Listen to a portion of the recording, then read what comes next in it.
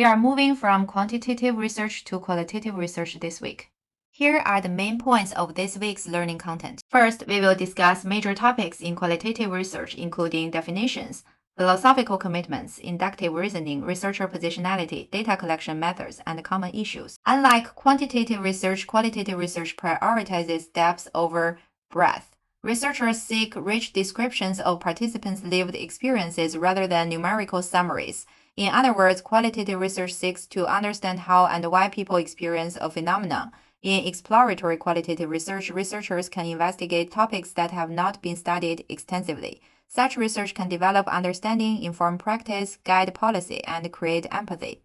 It may also provide a foundation for later large-scale quantitative studies. In explanatory qualitative research, researchers use qualitative data to explain quantitative findings.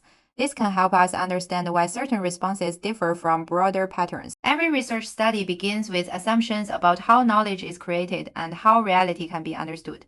These philosophical commitments are not simply theoretical, they directly influence methodological decisions. Let's discuss how post-positivism and constructivism influence qualitative research. Post-positivist qualitative research tends to borrow expectations from quantitative and natural science traditions. Researchers working from this perspective often emphasize validity, reliability, consistency, formal procedures, and methodological rigor, but these ideas are adapted for qualitative research. In this view, qualitative research should be systematic, carefully documented, and rule-guided so that findings appear credible and trustworthy. Constructivism assumes that social reality is understood through the meanings people assign to their experiences.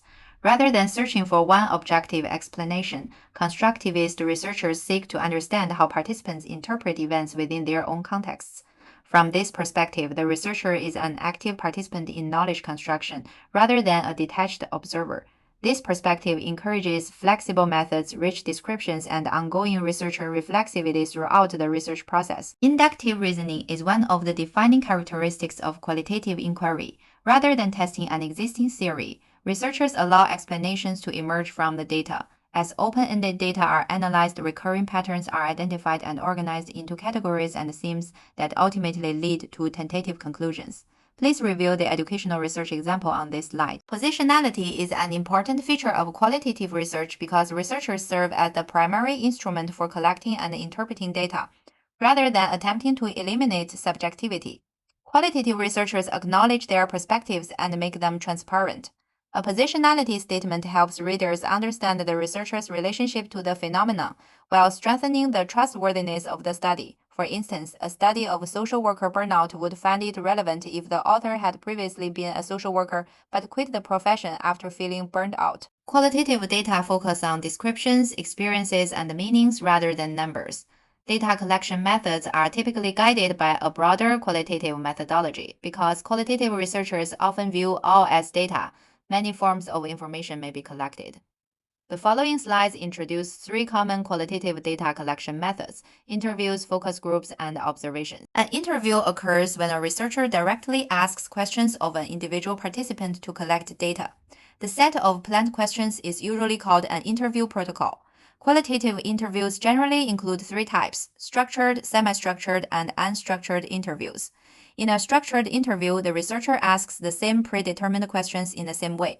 This approach provides consistency and reduces researcher influence, but it may limit the depth of participants' responses. In a semi-structured interview, the researcher uses a smaller number of guiding questions, often designed to encourage longer responses. The interviewer may adapt the wording, ask follow-up questions, or clarify participants' answers. This format balances structure with flexibility. In an unstructured interview, the researcher may begin with one broad open-ended question and then continue the conversation based on the participant's response.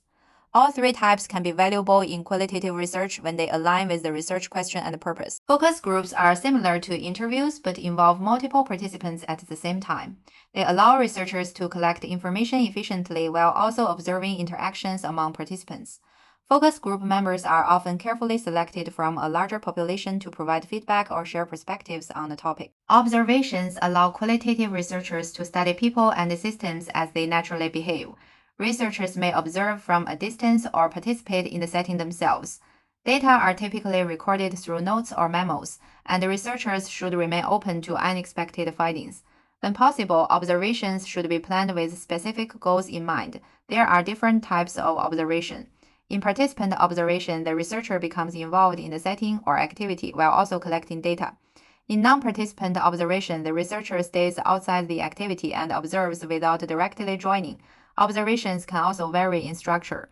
A structured observation uses a guide, checklist, or predetermined categories. An unstructured observation is more open-ended and allows the researcher to record detailed field notes about what seems meaningful in the setting. Participants may know or not know they are being observed. Here is a quick summary of the common qualitative data collection methods with examples. In qualitative research, data are not limited to interviews, focus groups, and observations. The slide provides additional examples. In general, many forms of open-ended information may be used when they help answer the qualitative research questions. Skepticism is an important part of evaluating qualitative research.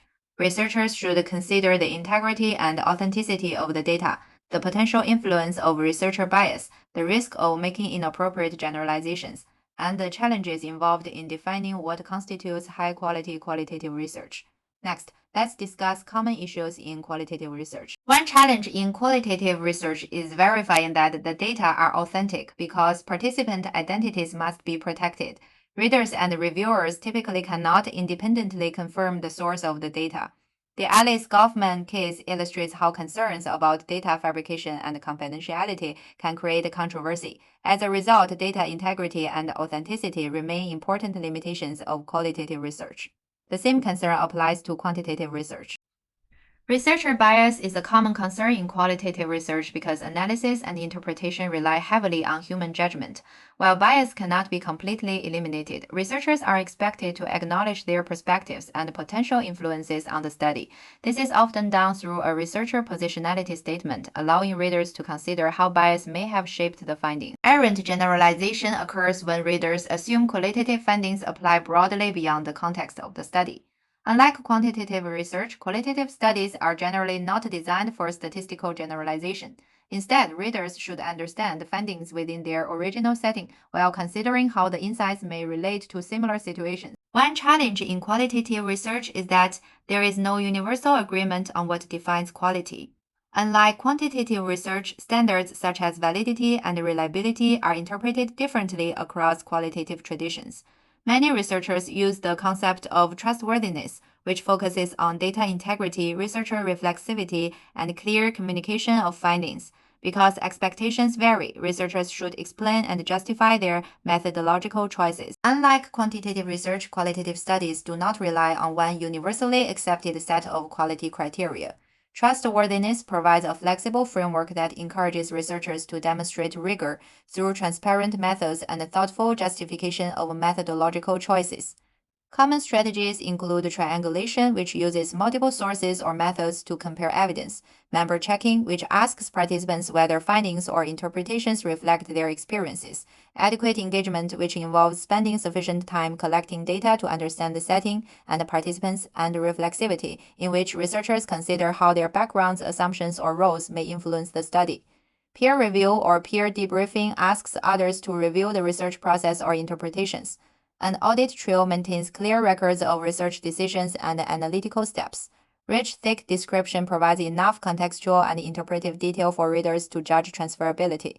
Maximum variation includes diverse participants or cases to capture different perspectives. This slide summarizes the major issues we have discussed, why they matter, and how researchers can respond to them. There are different types of qualitative research available for researchers to consider in practice. General qualitative research uses qualitative methods without following a formal methodology such as phenomenology or case study. It is often considered descriptive and can be especially useful for exploratory research.